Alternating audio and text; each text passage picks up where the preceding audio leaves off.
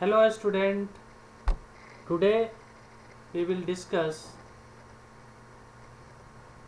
break statement, return statement, continuous statement in C programming। तो चलिए हम लोग आज सीखते हैं कैसे break statement, return statement, continuous statement अपने प्रोग्राम में सी प्रोग्रामिंग में हम लोग यूज़ करेंगे। ओके, तो सबसे पहले we will discuss about the loop. Loop हम लोग ऑलरेडी पढ़ चुके हैं। अगर आपने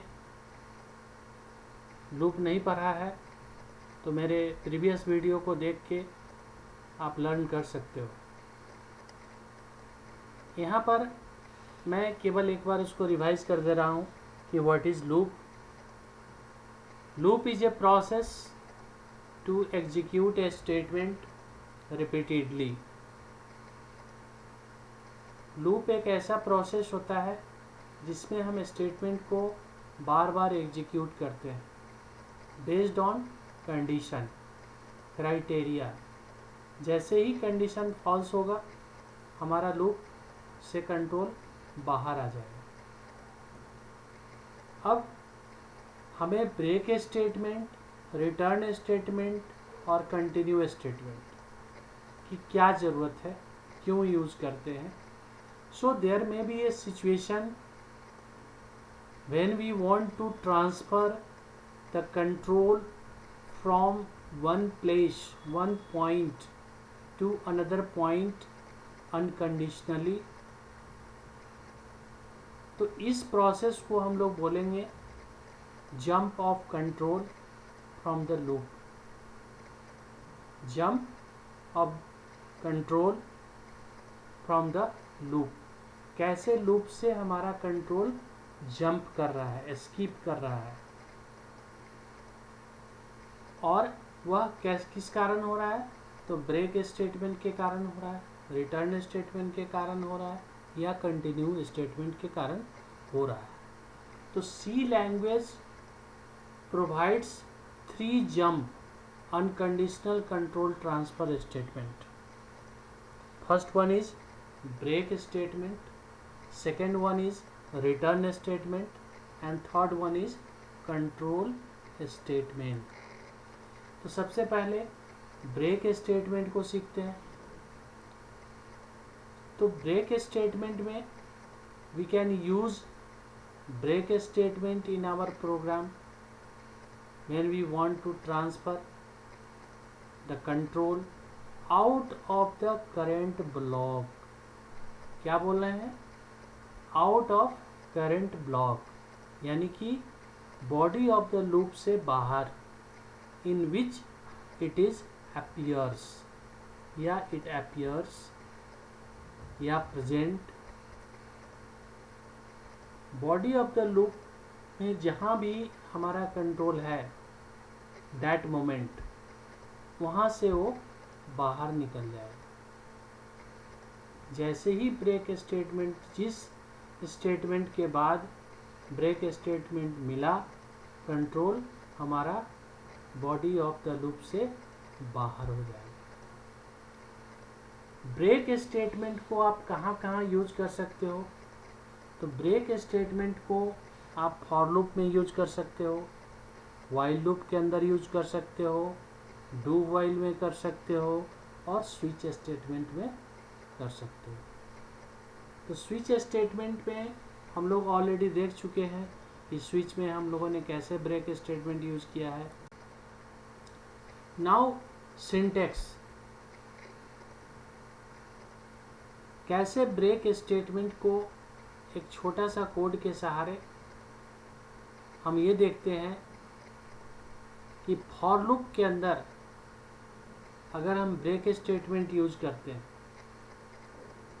तो कैसे ये एग्जीक्यूट करेगा। फॉर लूप का सिंटेक्स ऑलरेडी हम लोग सब जानते हो। पहले इनिशियलाइजेशन होगा, फिर टेस्ट कंडीशन होगा, फिर अपडेट होगा।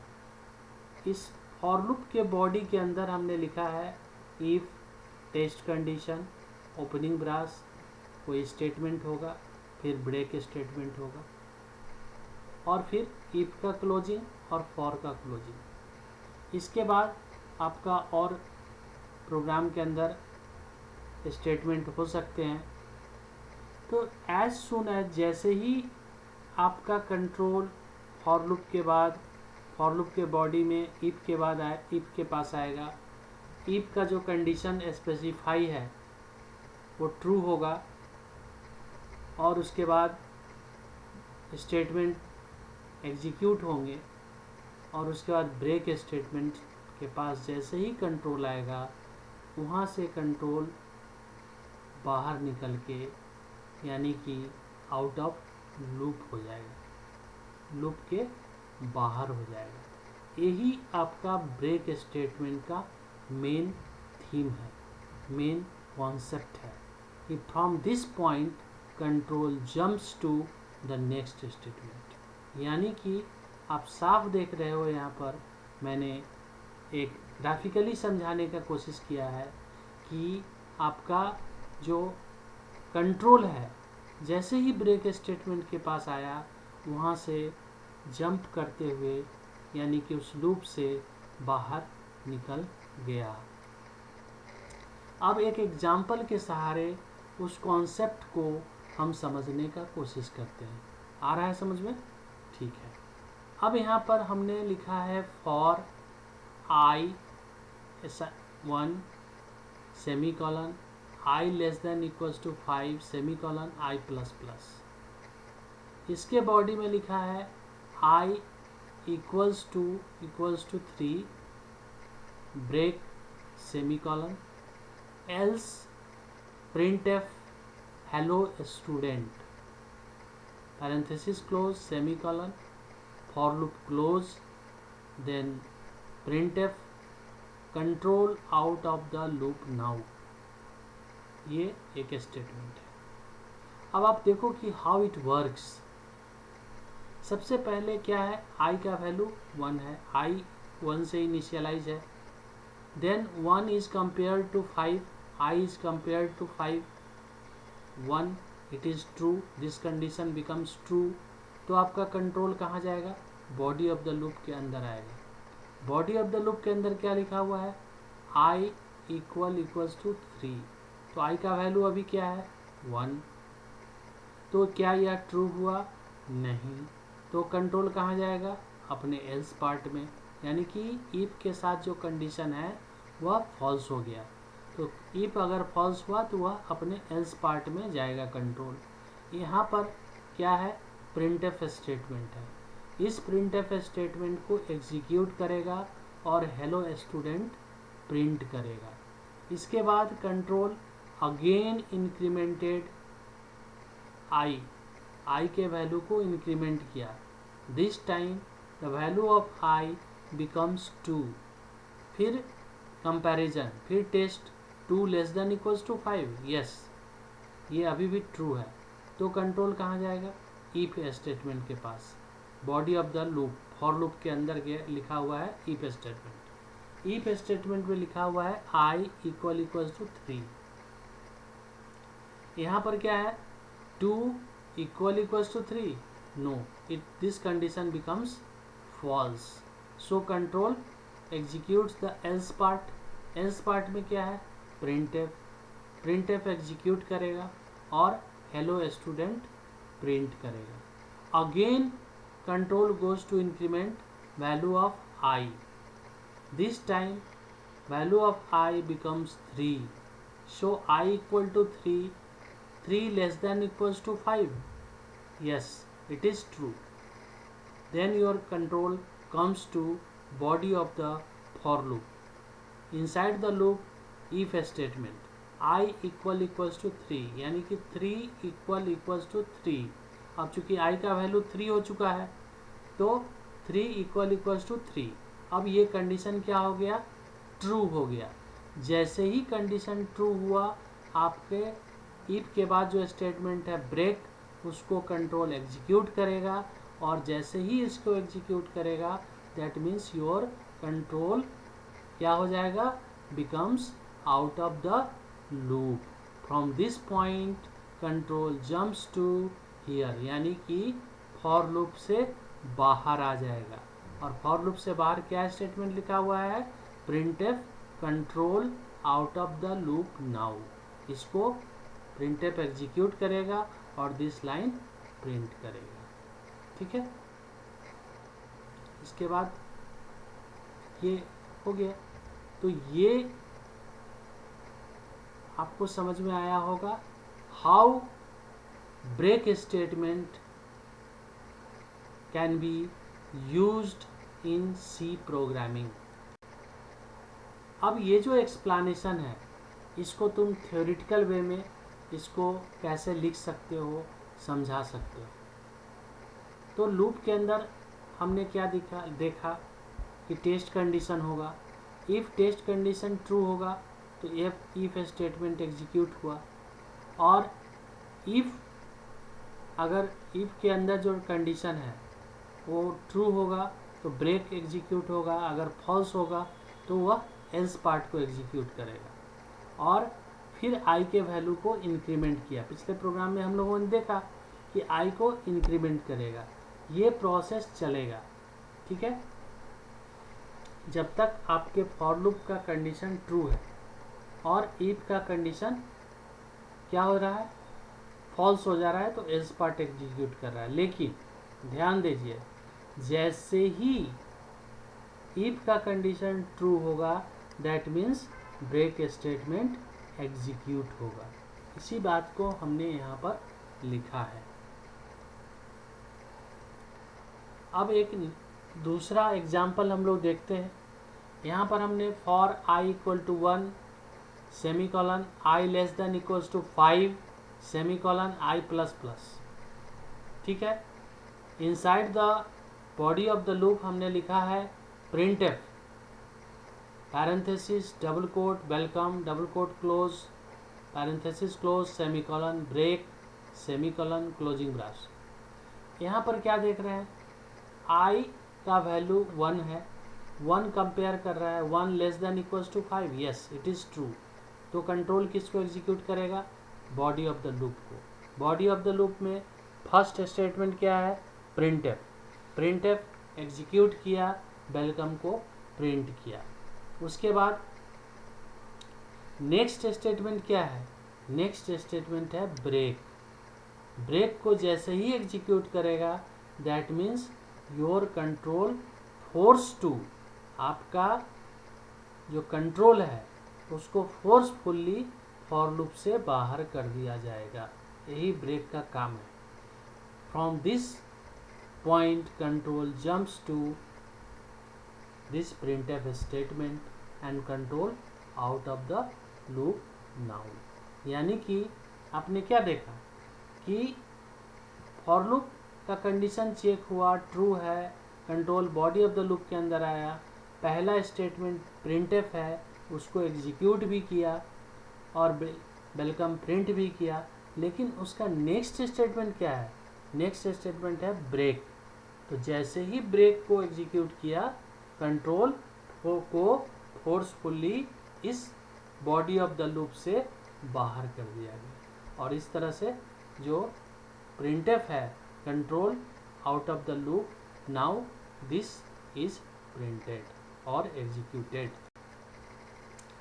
इसी को हमने फिर लिख दिया है कि कैसे ये वर्क कर रहा है. फॉर लूप के अंदर कंडीशन ट्रू हो गया तो control body of the loop के अंदर जाएगा, वहाँ जो स्टेटमेंट है उसको एग्जीक्यूट करेगा, साथ साथ ब्रेक स्टेटमेंट को एग्जीक्यूट किया और अनकंडीशनली टर्मिनेट कर दिया. अब हम दूसरा जो स्टेटमेंट है रिटर्न स्टेटमेंट, इसके बारे में सीखते हैं. रिटर्न स्टेटमेंट अगर आप याद करें तो रिटर्न स्टेटमेंट इससे पहले हम लोग कहाँ यूज किए? रिटर्न स्टेटमेंट हमने यूज़र डिफाइंड फंक्शन के अंदर यूज किया है. इन सी यूज़र डिफाइंड फंक्शन के अंदर आप रिटर्न स्टेटमेंट कॉल्ड पार्ट के अंदर यानी कि डेफिनेशन ऑफ द फंक्शन के अंदर लिखते हो ना. हाँ, तो हम लोग क्या देखते हैं, जो वैल्यू रिटर्न हो रहा है और जो फंक्शन का रिटर्न टाइप है फंक्शन का जो रिटर्न हेडर में रिटर्न टाइप लिखते हैं उसका डेटा टाइप और जो वैल्यू हम रिटर्न स्टेटमेंट से रिटर्न कर रहे हैं उसका डेटा टाइप दोनों सेम होना चाहिए, मैच करना चाहिए। फिर से समझाता हूँ, फंक्शन के हेडर में जो रिटर्न टाइप आप लिखते हो और जो रिटर्न स्टेटमेंट से वैल्यू रिटर्न करते हो दोनों का डेटा टाइप मैच करना चाहिए, यानी कि दोनों का डेटा टाइप सेम होना चाहिए। और रिटर्न स्टेटमेंट लिखते हैं और ये वैल्यू रिटर्न होके कॉलिंग स्टेटमेंट के पास जाता है और इस तरह से रिटर्न स्टेटमेंट यूज करके हम कंट्रोल को एग्जिट फ्रॉम द फंक्शन और कंट्रोल को बैक किसके पास भेज देते हैं, कॉलिंग फंक्शन के पास। चलिए अब हम लोग आते हैं,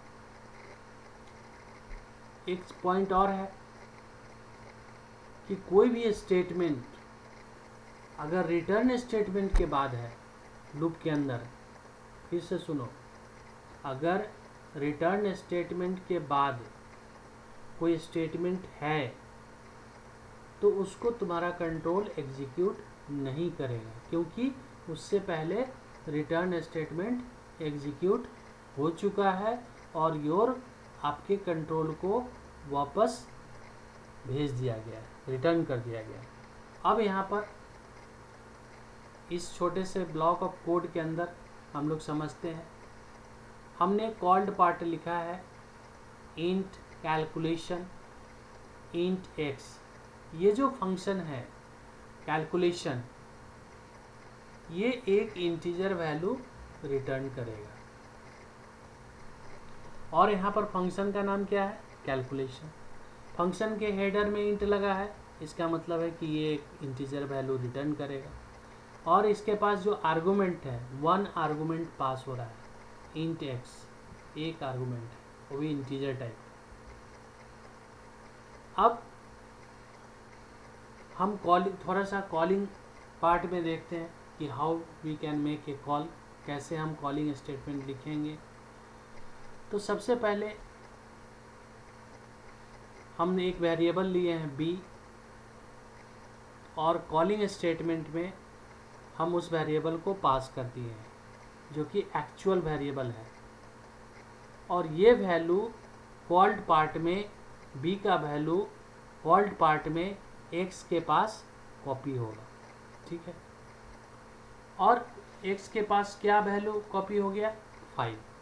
अब वहाँ पर क्या लिखा हुआ है, a int a semi colon, a assignment operator x into x semi colon, यानी कि 5 इंटू 5 इंटू 5 सेमी, ये कितना होगा 125। ये क्या है, उसके बाद क्या है रिटर्न स्टेटमेंट, रिटर्न a, यानी कि a को रिटर्न करना है। a में क्या स्टोर हो गया 125। अब ये रिटर्न स्टेटमेंट कहाँ जाएगा, कॉलिंग पार्ट में, कॉलिंग के पास। कॉलिंग स्टेटमेंट कहाँ है, इनसाइड द मेन। तो देखिए कॉलिंग स्टेटमेंट के लेफ्ट साइड हमने एक वेरिएबल लिया है इंट p, उस p में ये वैल्यू जाके जो रिटर्न हो रहा है वो असाइन हो जाएगा। अब यहाँ पर हम printf स्टेटमेंट के सहारे उस वैल्यू को देख सकते हैं, डिस्प्ले कर सकते हैं कि कॉल्ड पार्ट ने रिटर्न स्टेटमेंट के सहारे किस वैल्यू को भेजा है।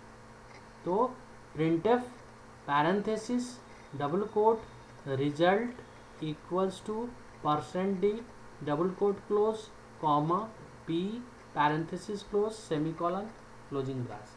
तो आप जब इस कोड को एग्जीक्यूट कराओगे तो आपका क्या प्रिंट होगा 125। अब जो नेक्स्ट स्टेटमेंट है कंटिन्यू स्टेटमेंट। ये तो continue statement, this statement forces the control to perform next iteration of the current loop. इसको आप ऐसे समझो कि जैसे ही लूप के अंदर कंटिन्यू स्टेटमेंट मिलेगा, कंट्रोल अगेन कहाँ चला जाएगा, लूप के पास। बस इतना सा समझो, कहाँ चला जाएगा, लूप के पास। चाहे वो लूप वाइल लूप हो, डू वाइल हो या फॉर लूप, जो स्टार्टिंग पॉइंट है वहाँ पर चला जाएगा। और ये साथ साथ क्या करता है, जो स्टेटमेंट होंगे बॉडी ऑफ द लूप के अंदर इस कंटिन्यू के बाद, उसको ये एग्जीक्यूट नहीं करेगा, इग्नोर करेगा।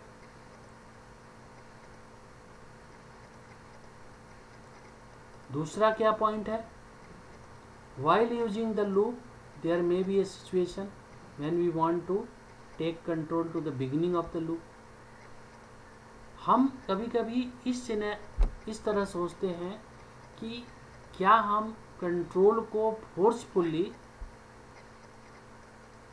बिगिनिंग ऑफ द लूप भेज सकते हैं। यस, बिना कोई स्टेटमेंट एग्जीक्यूट किए तो ये कर सकते हैं। किस स्टेटमेंट के सहारे कर सकते हैं, तो कंटिन्यू स्टेटमेंट के सहारे हम लोग ये कर सकते हैं।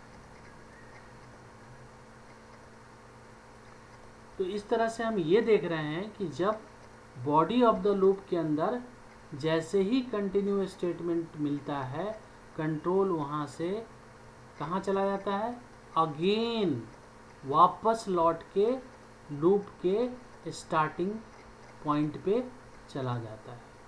चलिए इसको हम लोग फिर अच्छी तरीके से एग्जाम्पल से समझते हैं।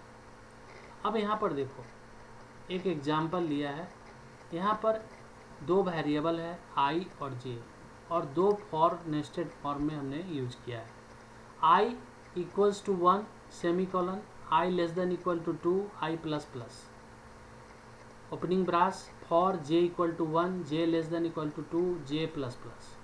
इसके अंदर क्या है, if i equals to j continue semicolon, print f %d i comma j, parenthesis close, semicolon, closing brace, closing brace, closing brace, closing brace.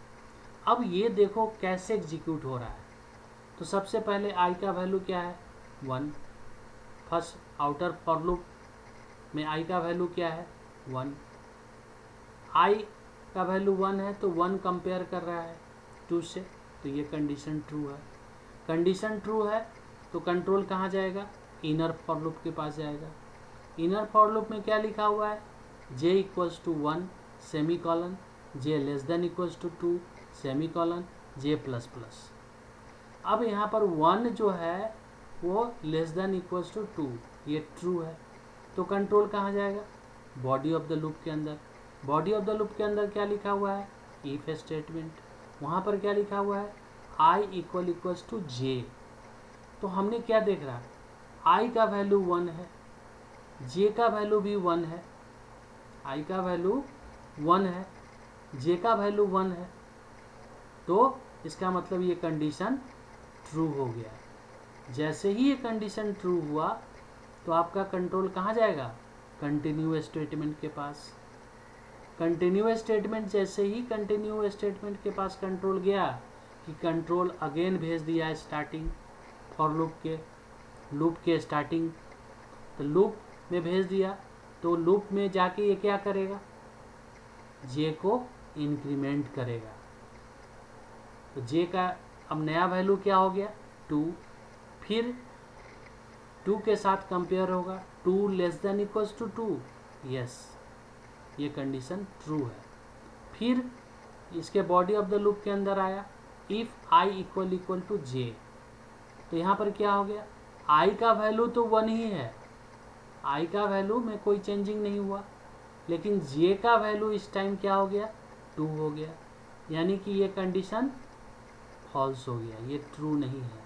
तो जैसे ही ये फॉल्स हुआ तो आपका कंटिन्यूअस स्टेटमेंट नहीं एग्जीक्यूट होगा, यानी कि ये प्रिंटफ के पार्ट में चला जाएगा।